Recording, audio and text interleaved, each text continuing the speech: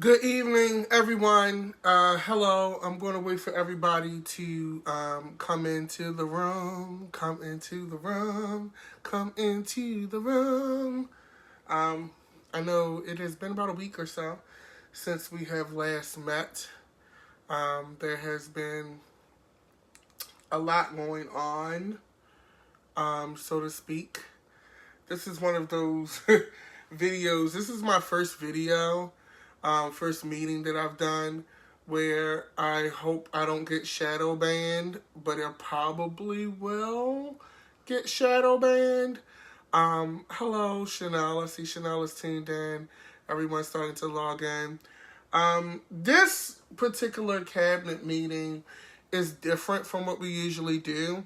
A lot of what my focus is, I do cover some world events, but a lot of what my focus is mainly United States news, government, local government, things of that nature. Tonight's meeting, is something that is a little bit different.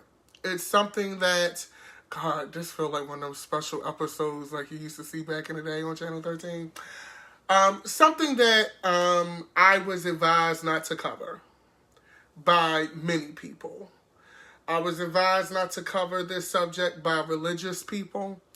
I was advised not to cover this subject by business people.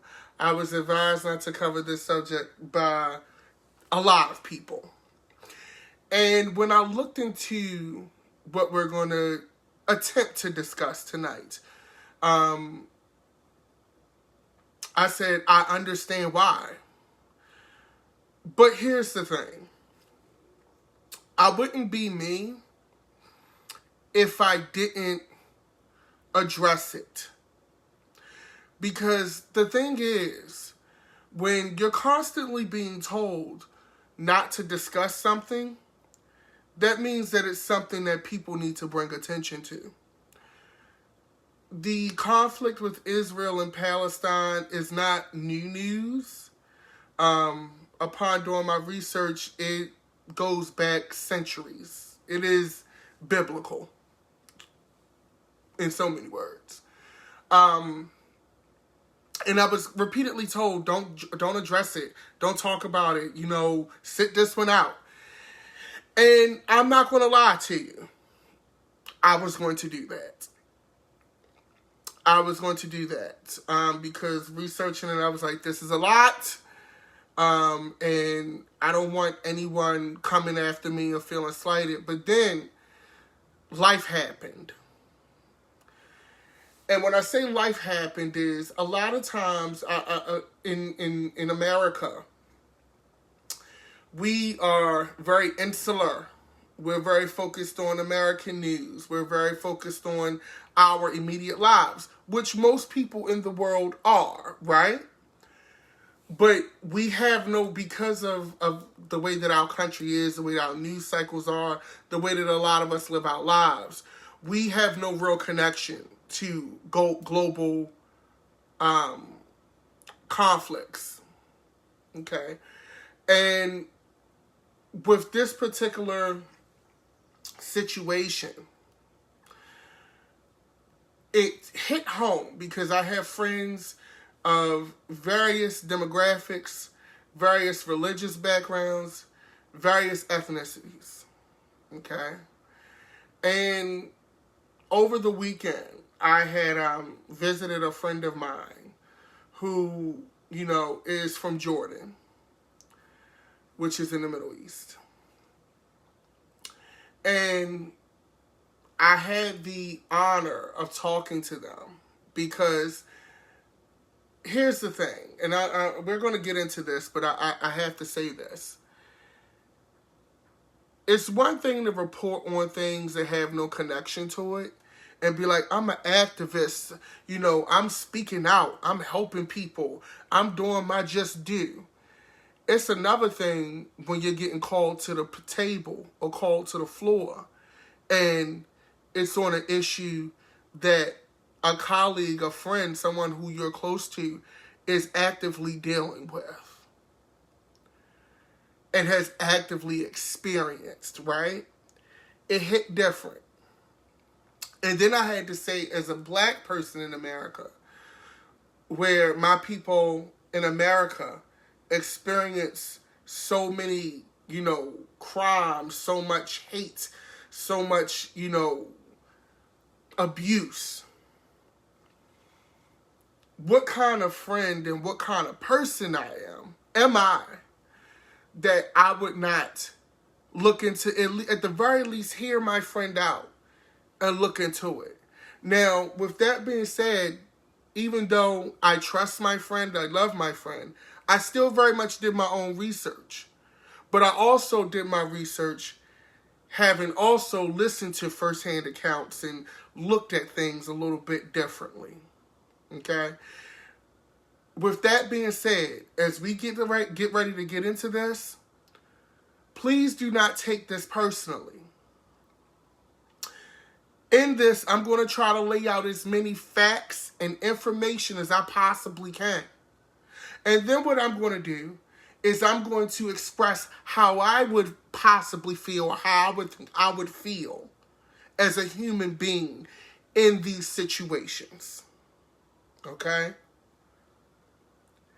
I almost don't want to say that I'm not taking a side, because some of the things that I have seen and researched, there is a side to a certain degree. Okay? And that's just facts. I refuse to let power structures, money, influence how I report, because I've never done that. And I'm not going to start that now. So with that being said, Israel and Palestine. I'm going to be reading from you because I want to cite my sources here. Two of the main sources I'm going to use is The Independent and USA Today. I did look into some of Al Jazeera's content, as well as some Middle Eastern publications as well. And look into that. So with this, first off, with the Israel and Palestinian conflict, this has been going on for quite some time. Shit really got real, though, I want to say in the last century, in the 1900s. For about 400 to 600 years, Palestine was pretty much ruled by what's called the Ottoman Empire. Okay? The Ottoman Empire was one of the mightiest and longest lasting dynasties in world history. I went to the history books to get you some background information on the Ottoman Empire, because I haven't really heard many people talk about this, but I want to give you some background. The Ottoman Empire was one of the mightiest and longest lasting dynasties in world history. This Islamic-run superpower ruled large areas of the Middle East, Eastern Europe, and North Africa for more than 600 years. The chief leader, known as the Sultan, was given absolute religious and political authority over his people, while Western Europeans generally viewed them as a threat.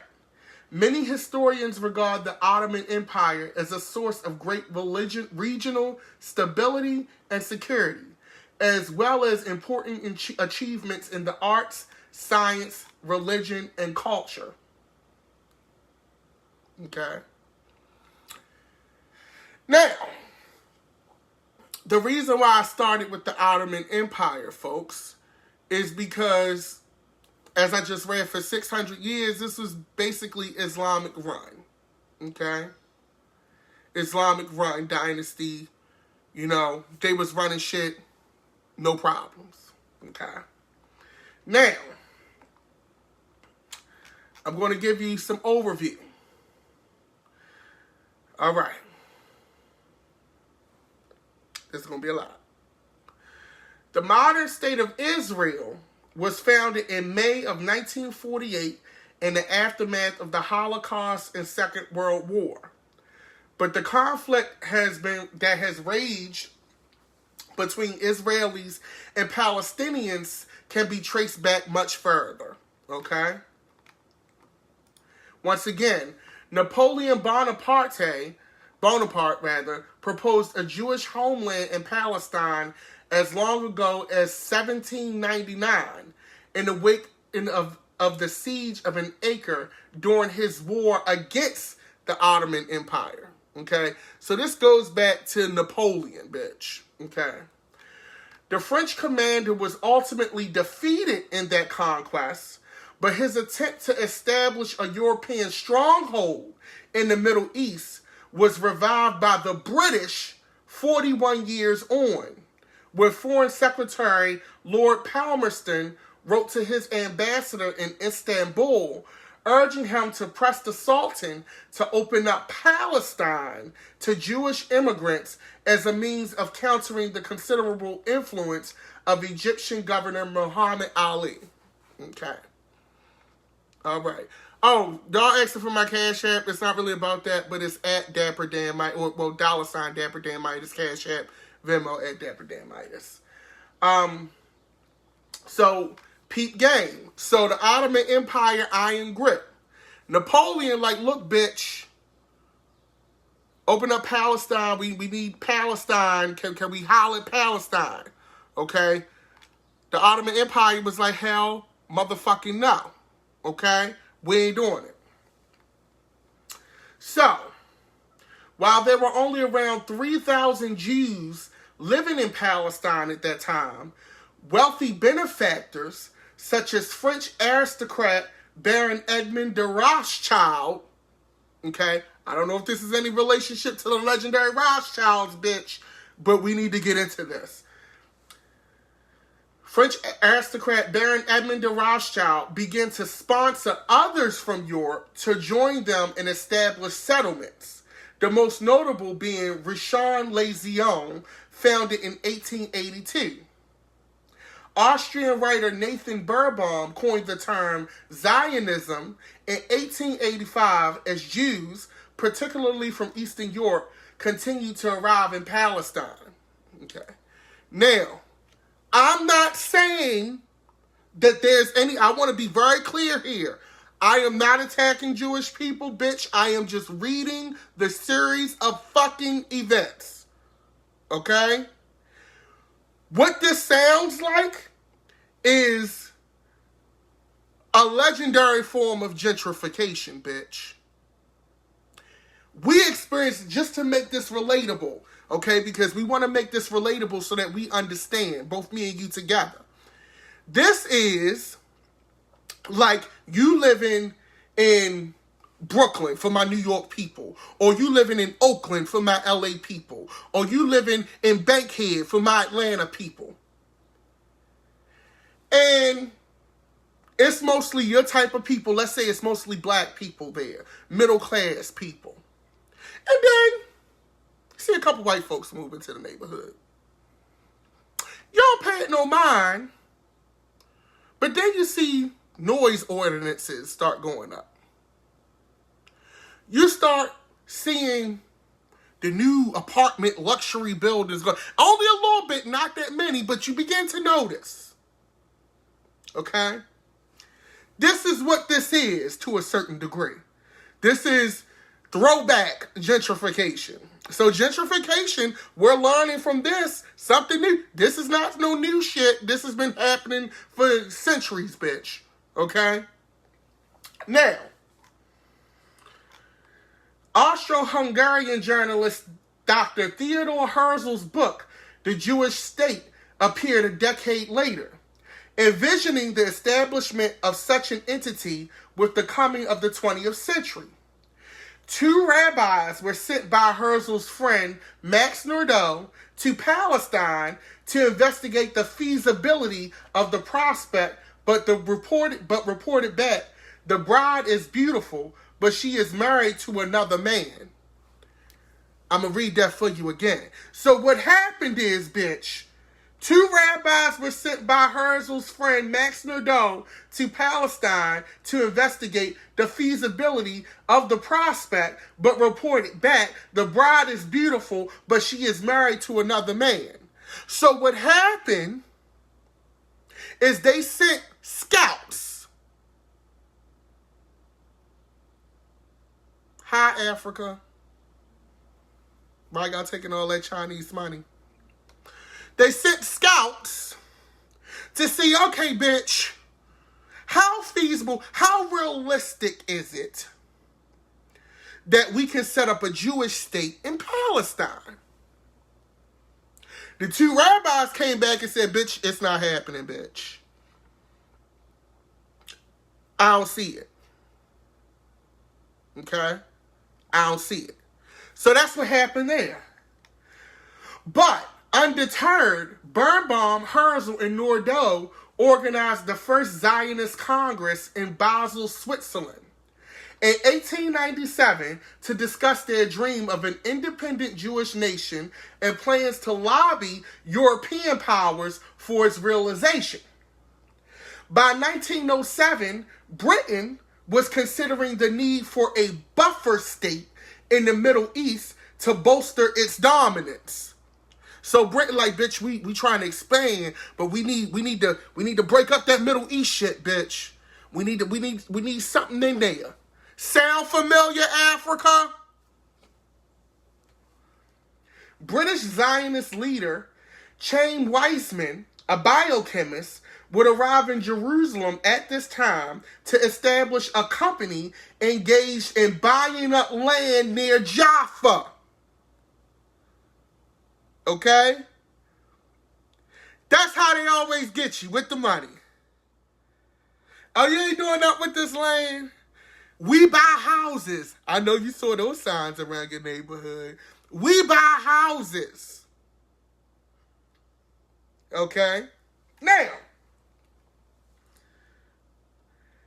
within 3 years, about 10,000 dunhams, which is an old measurement for acres, so about 10,000 acres have been acquired in the Marj Ben Amir region of northern Palestine, forcing out 60,000 local farmers to accommodate Jewish arrivals from Europe and Yemen. Okay? As a Jewish militia, Hashemer was established to protect the growing number of settlements. Palestinian pharmacist Najib Nasser set up a newspaper, Al-Carmel, to warn against what he considered to be a colonizing force. So, bitch, they sent scouts. The rabbis was like, bitch, it's not happening. They like, we not trying to hear that shit. Meanwhile, the British like, bitch, we need to put a wedge up in this motherfucker because we need a stronghold in the Middle East. They go, send out people to buy up land, displace the farmers, bitch. Okay? Now they gagging. One of the Palestinian pharmacists like, wait a minute, bitch. They about to colonize our land, bitch. Wait a minute. Hashemer. I'm sorry. I know I'm butchering these names. Please forgive me. I am not the authority on name pronunciation. Please research this shit. I'm telling you now. I'm just telling you what I see, bitch, and what I'm interpreting. Please don't judge me. Don't forgive me. Forgive me, okay? Now, the outbreak of the First World War prompted a Britain distrustful of Mohammedans to intensify its interest in developing an allied presence in Palestine, not least to strengthen its grasp on the Suez Canal. In January 1915, Liberal Party politician Herbert Samuel drafted his secret memo, The Future of Palestine, which was circulated among the cabinet, in which he backed annexation and the country gradually becoming an autonomous Jewish state under the protectorship of the British Empire. Okay?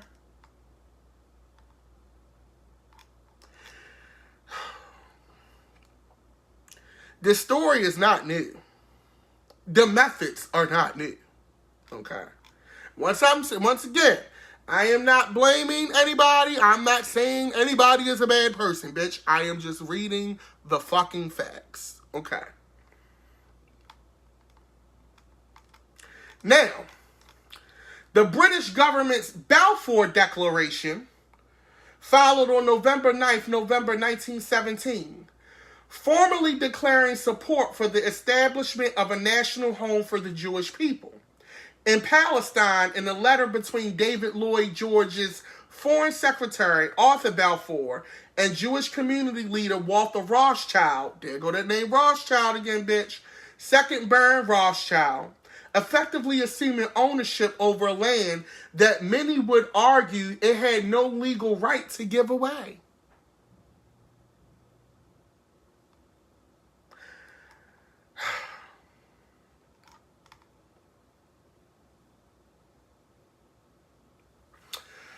Now, it's a lot of shit that happened, and we only got a certain amount of time. So I'm going to go through some of this, but I wanted to give you that backstory. I wanted you to get that backstory so that you can understand to some degree how long this shit has been going on, okay, and what has been happening, okay. Now, in 1922, the League of Nations recognized the British mandate to rule Palestine under the jurisdiction of Samuel, now High Commissioner, who was instrumental in enacting at least 100 legal initiatives to establish a Jewish presence, including recognizing Hebrew as an official language and permitting a separate Jewish educational system and Jewish army. The Hebrew University and Histera, a labor union, were in place by 1925. As the decade progressed, mass protests began to erupt opposing Jewish immigration as the Palestinian movement tried in vain to counter and resist what its members considered a usurpation backed by the military and diplomatic muscle of Imperial Britain. And no shade, bitch, that's what it was.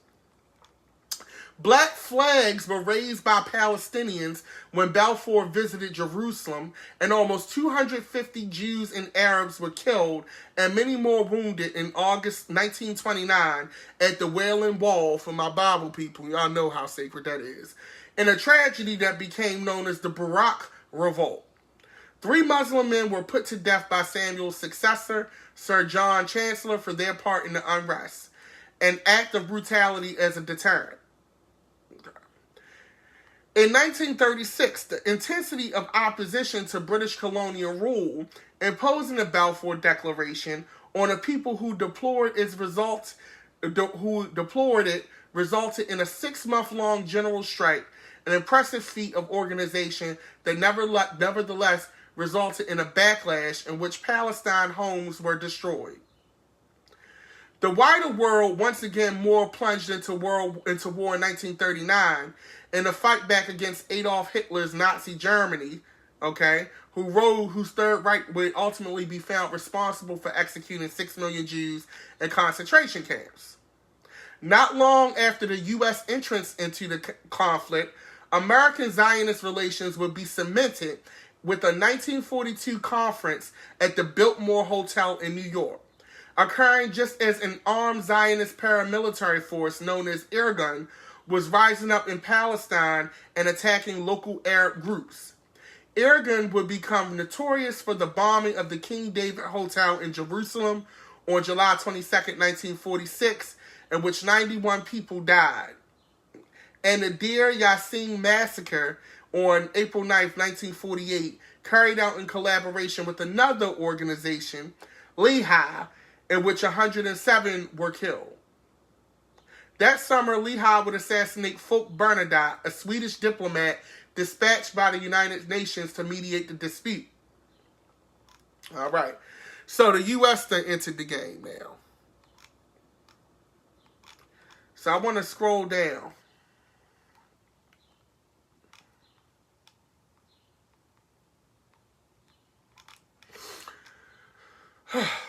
A two-state.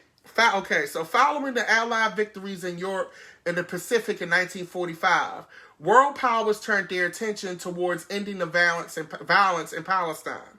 A two-state solution to the disputed territory almost came into being in 1947 when the United Nations General Assembly volunteered Resolution 181, which proposed carving a new state from Palestine west of the River Jordan, one housing Jews, the other Arabs.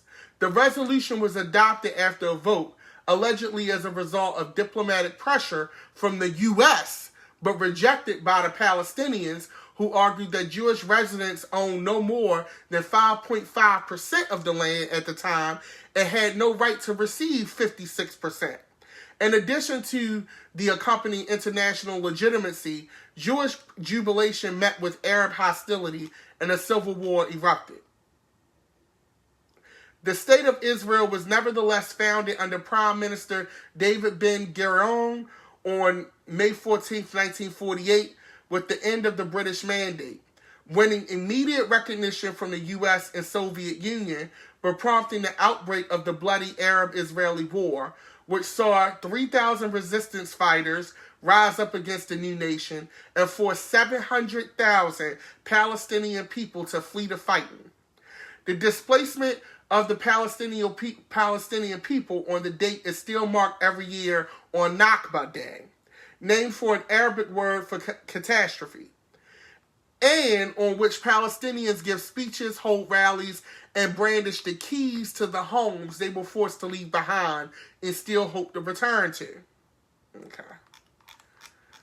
Now, that's the backstory on how a lot of this has started. Looking at the history, and like I said, I'm not going to attempt to explain the entire history. It's no way you can do it. There's no way I can do it on a Facebook video. Okay. But a lot of times in America, we are trained to look at Middle Eastern countries as terrorist countries. We are trained to look at Middle Eastern people as bad people, irrational, violent, savage. Much like how they try to paint black people. In the United States, we're trained that way. And when you look at a lot of the terrorism that happens in the United States, most of it is domestic.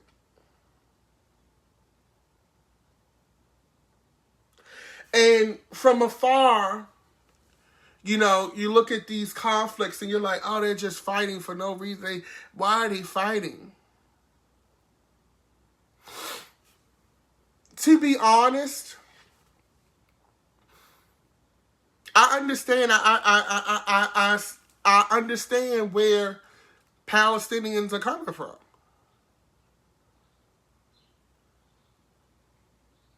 I understand it.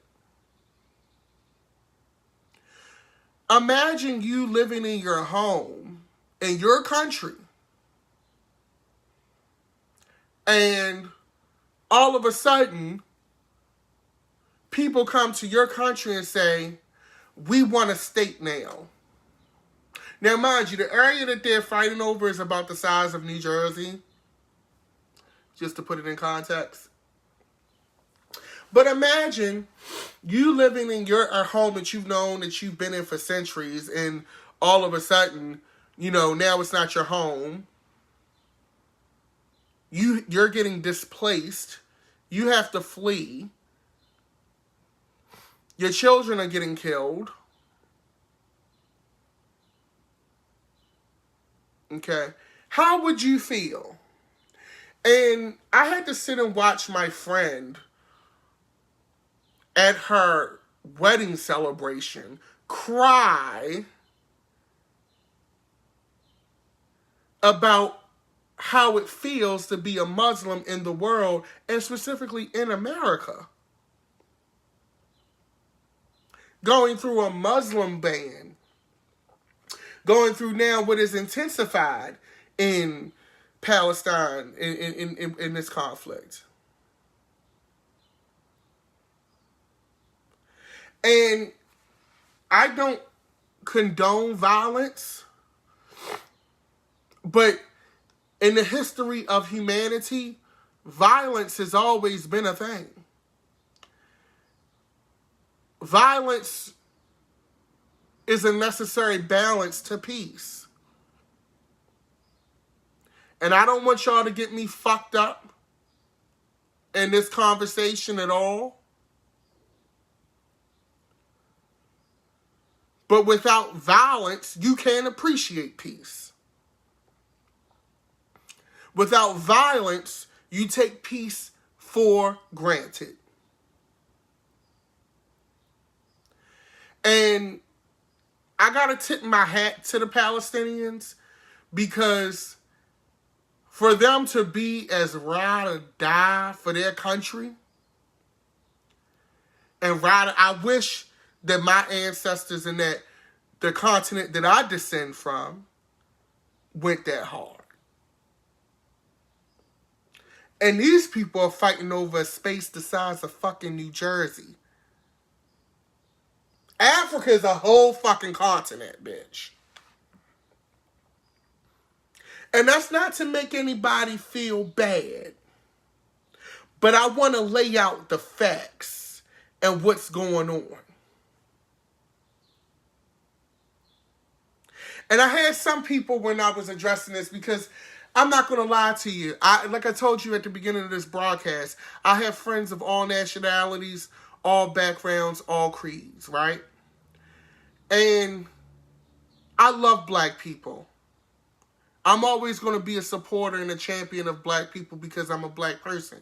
But me being a champion for black people, and Michelle, it may be an unfair comparison, but that's the comparison that makes me understand it. You're not going to agree with me. This video is probably going to lose me subscribers. It's probably going to get me called a lot of names. But hey, it is what it is. But just because, and I had this angle thrown at me too, when I was getting ready to engage in this conversation. Well, what does Palestinian or Middle Eastern people do, to support black people? And while there's documentation that they do things and they do go out and support, I found myself having to, show articles. But I felt bad about doing that because I'm like, these people are essentially going through the same thing that you as a black person in America go through. And I just was like, why are people of color, even though that shit is a blanket statement too, why are people of color arguing about supporting other people of color? When, if I look at history, people of color pretty much have been going through, been victimized or colonized pretty much the same way for centuries.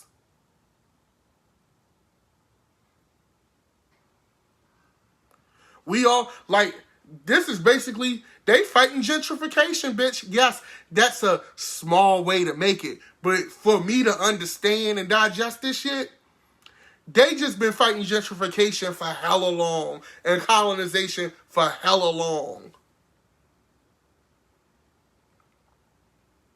Okay? And like I said, I encourage you to go and do your own research. I encourage you to do your own facts. I'm in no way an authority. But I wouldn't be a real bitch if I didn't address it. If I just walked away and didn't give my piece because some folks said, don't touch that. I wouldn't be a real friend if I didn't stand up for someone who has been my friend and been a cheerleader in my corner many a day. And not acknowledge the pain or even try to understand or research the pain that my friend is going through. What kind of friend does that make me? What kind of human being does that make me? What kind of man does that make me?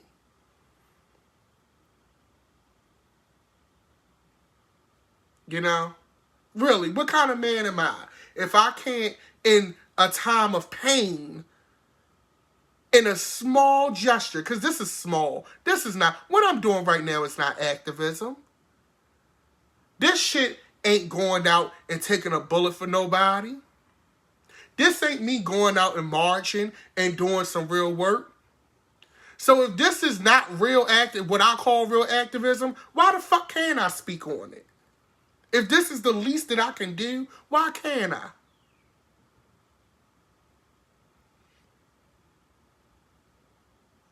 I'm a better human being than that. And like I said, you're not going to agree with me, everyone, on this broadcast. You're going to send me a DM that may, rub me the wrong way, and that's fine. But I'm going to leave you with this. If it was happening to you, I would defend you the same way. And that's all I have to say about this. Don't at me. If you try, you getting blocked, bitch.